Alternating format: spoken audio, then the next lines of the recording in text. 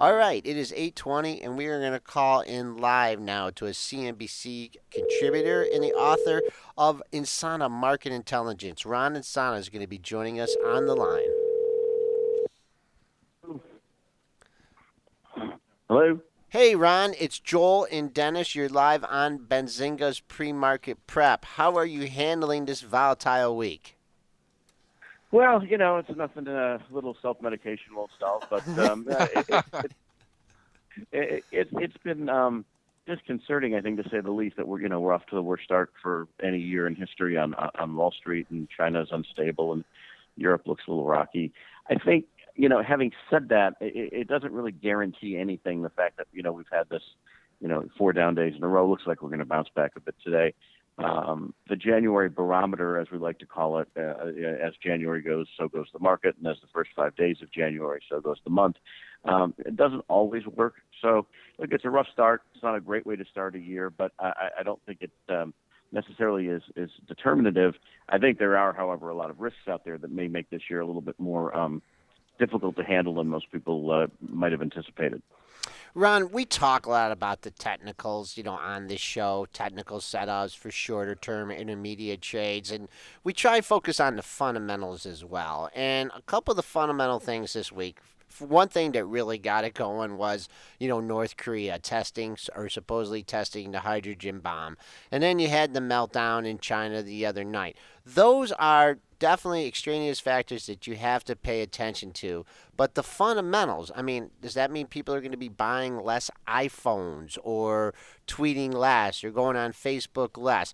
Just talk to us just about, what the general fundamentals of what you're focusing on and potential fundamentals that could hurt the market. Well, the core U.S. economy is doing well, and we're just about to get the unemployment report, and if ADP's private estimate Wednesday was any guide, there could be well over 200,000 jobs created in December. The U.S. economy looks good, but it's split. Manufacturing both domestically and globally is contracting, and it's unusual to see the Federal Reserve in a normalization or tightening mode when the ISM numbers, for instance, are below 50 and have been now for 2 months. Auto market is at peak sales. We've seen housing pick up rather, noticeably in certain cities of the country, and we're seeing family formations pick up, which is good news for the housing sector as well. And then the consumer's been reasonably strong. Now, Christmas sales were disappointing because it was extraordinarily warm in most parts of the country, and so there was a lot of inventory that didn't get sold. So you hear bad things from Macy's and others. That is less concerning to me than I think some of the bigger picture issues that are outside the United States that typically wouldn't necessarily affect my outlook, except that when you have China, the world's second biggest economy, not managing a transition terribly well, its economy is probably far weaker than we think. So that puts downward pressure on commodities, particularly oil. Japan is flatlining. Australia is almost in recession. Europe is weak. Brazil's in recession. Venezuela is gone.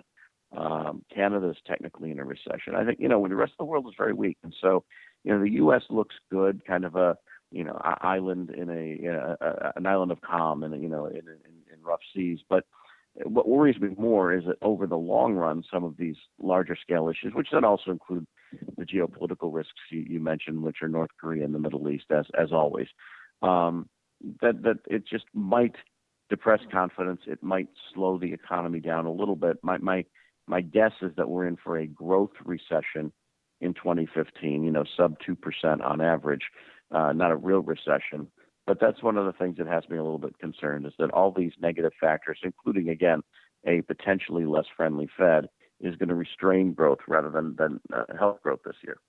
Ron, with so many problems in other countries here around the world, like you just mentioned here, there has been a flight into the US dollar. The US dollar has had a great year. It's strengthening across a number of currencies. Against the Canadian dollar, it's really picked up a lot of strength here. But what are your thoughts here for 2016 for the US dollar? Is that trade too crowded here now? Is there too much flight into the US dollar and you see the US dollar potentially weakening here? Or does the US dollar just continue to get stronger? And does that US dollar strength start to hurt, obviously, our export market? Well, yeah. I mean, if we continue rising at the pace that we've seen over the last, 16 to 18 months, that would be a real problem for exports. It would be a real problem for multinational company profits, where the S&P, of course, S&P 500 companies derive in the neighborhood of 40 to 50% of their profits from overseas operations, and that would be problematic if the dollar were to go up materially from here. I think it's really dependent on the path of interest rate moves by the Fed. If Stanley Fischer, who appeared on CNBC earlier this week, is right, and that the Fed intends to raise rates once a quarter between now and the end of the year, so that's 4 more, taking the funds rate to 1.25%. Given that the rest of the world's staying at zero, and 8 countries in the world have negative interest rates, the dollar will strengthen, and that'll be problematic. That puts more pressure on China because their currency will be ultimately forced to devalue more deeply than is currently necessary. It puts pressure on emerging market currencies, and it becomes this self-reinforcing cycle where capital flight out of emerging markets ends up in the U.S. dollar. People buy U.S. assets in order to shield themselves against currency risk and weak economic activity in other nations, particularly China and EM. And that becomes a cycle that could be, something like 97 or 98, where you had the Asian currency crisis or the Russian ruble crisis, respectively. And that could be a disrupting factor in the economic outlook. Ron, we've had a lot of people coming on CNBC and some of the other major media and centers there, and they're kind of blaming the Fed so far for the fall that we've had. I mean, obviously a lot of impact has this been from China, but really when you start looking at the charts, we started to fall in the market when the Fed actually did raise in December. Do you think the Fed does stick to that theme that they're going to raise 4 times in 2016, or are they going to back off if this market continues to weaken? Let me take the first part first. The people Okay. who are blaming the Fed for the decline in the market and are the same people who pushed the Fed to raise interest rates in the first place. So they don't, it doesn't really matter what the Fed does. They just hate the Fed, and they hate the whole construct of a central bank, and they would rather have a gold standard or some other kind of nonsensical, monetary system that isn't appropriate for modern, 21st to 22nd century economy. Now, having said that, yes, I mean, there is an old expression that my late friend Marty Zweig coined, which is you don't fight the Fed and you don't fight the tape. And the Fed, even if it is still accommodative with rates at 0.25%, has begun a tightening process. So we're coming off zero, maybe going to 1.25%.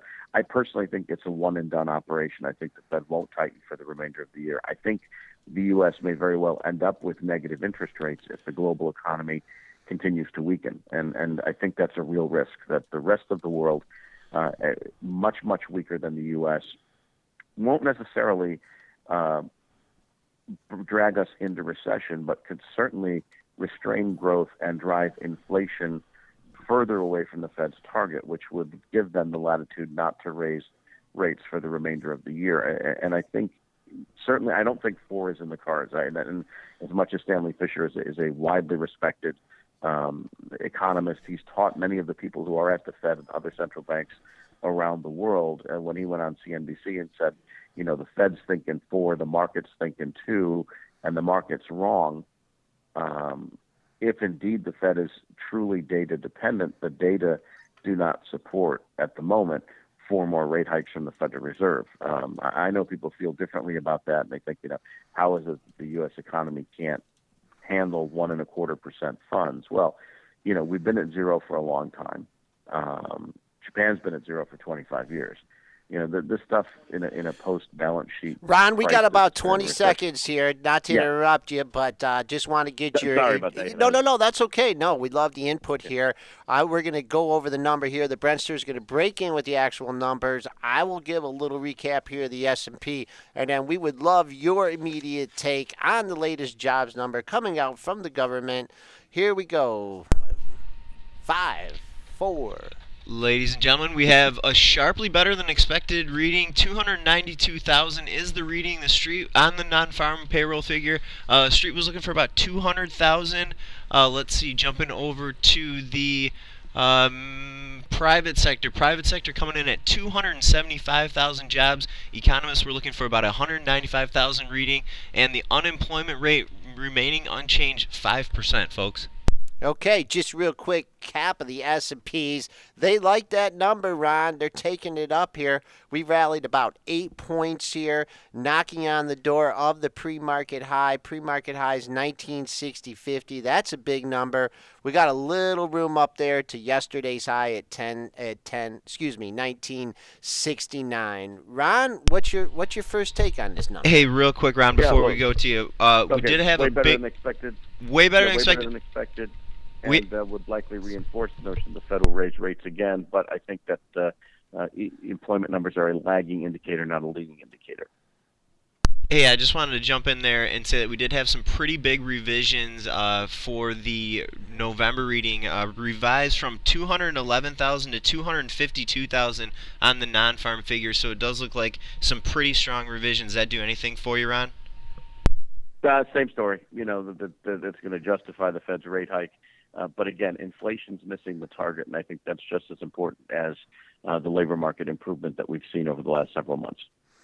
Okay, all right, we got a pop here, and we're giving it a little bit of it back, not a whole lot here. Just remember, folks, we were trading like around 1950 when the number come out, so that's going to be a line in the sand here. So we were discussing before you came on the show, Ron, like what would really hurt this market? What would flush out? And to me, it would have been a bad number, a real bad number, because that would have said, okay, Fed, you really shouldn't have raised interest rates at all, and now you're looking at, farther on down the line, another potential QE situation. But, Ron, I mean, it's kind of like as expected. Do you agree? Well, certainly the number was actually better than expected. So, yeah, it does reinforce the notion that the Federal Reserve made the right move from at least one perspective. But, again, to me, the employment data, just as when we exit a recession, people talk about how employment is a lagging indicator. As we move towards a slower growth environment, employment remains a lagging indicator. So, jobless claims are at multi-year lows. The employment report came in better than expected, but manufacturing is weakening in this country. The service sector has slowed down. It's possible that car sales have seen their peak, and there's some other anecdotal signs of an economy that's, in danger of slowing. Rents have risen to the point where apartments are unaffordable. Home prices in New York in particular are at record levels and may be a mini bubble set to pop. And so I look, as much as I'm not negative, listen, over the next 3, 5, and 10 years, I think the U.S. is the best place to be, period, and end of story.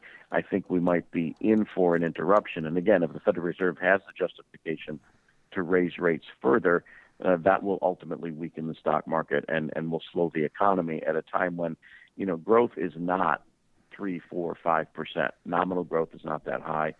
Real growth is not that high. And so I think that to the extent that the Fed becomes a headwind rather than a tailwind this year, there's still some risk out there, both for the market and for economic growth.